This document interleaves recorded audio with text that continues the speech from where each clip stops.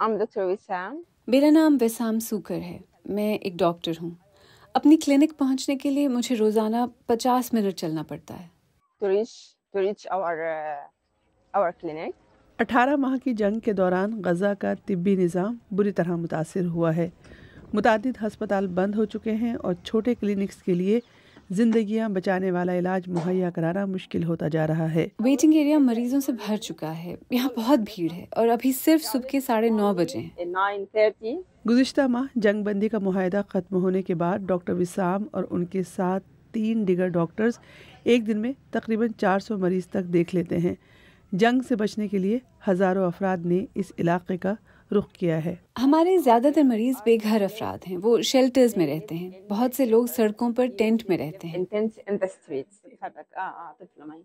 خوراک اور صاف پانی کی قلت کی وجہ سے غذائیت کی کمی اور پیٹ کے امراض جیسی بیماریاں بڑھ رہی ہیں. اس بچے کا چہرہ مچھروں کے کاٹنے کے نشانات سے بھرا ہے اور اب اس کو ایک وائرس بھی لگ گیا ہے. اس کا خاندان ایک اسکول میں پناہ لیے ہوئے ہے جہاں بہت بھیڑ ہے. ہمارے پاس ایسے بہت سے بچے آتے ہیں جنہیں سانس کی نالی میں انفیکشن اور ڈائریا ہوا ہے. سب بچے ایک ہی ساتھ ایک ہی جگہ میں رہتے ہیں، اس لیے کوئی بھی وائرل انفیکشن بہت تیزی سے پھیلتا ہے. Can spread very quickly. ابھی چند روز پہلے ہی اسرائیل نے الحالی اسپتال پر یہ کہہ کر بمباری کی کہ وہاں حماس کے جنگجو موجود ہیں. حماس اس الزام کی تردید کرتا ہے. غزہ کا مین ٹراما ہسپتال اس حال میں ہے، اس لیے زخمی لوگ یہاں آ رہے ہیں، لیکن یہ کلینک محدود علاج ہی فراہم کر سکتا ہے.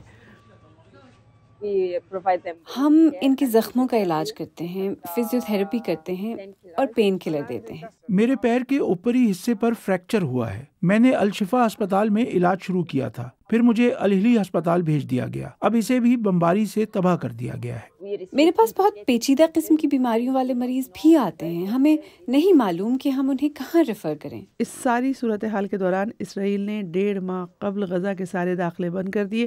اس کا کہنا ہے کہ وہ حماس پر اسرائیلی یرغمالیوں کو رہا کرنے کے لیے دباؤ ڈالنے کے لیے ایسا کر رہا ہے. اب بنیادی ادویات کی بھی قلت بڑھتی جا رہی ہے.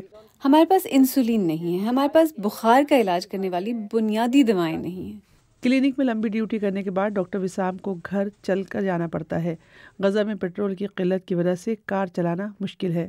ڈاکٹر وسام مریضوں کو دیکھنے کے بعد اپنے بچوں کی دیکھ بھال کرتی ہیں جو ان کے ساتھ اب تک 9 بار نقل مکانی کر چکے ہیں. I feel that I live in a nightmare.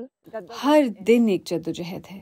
مجھے لگتا ہے کہ یہ سب ایک ڈراؤنا خواب ہے جو ختم نہیں ہو رہا ہے. یہ جنگ کب ختم ہوگی؟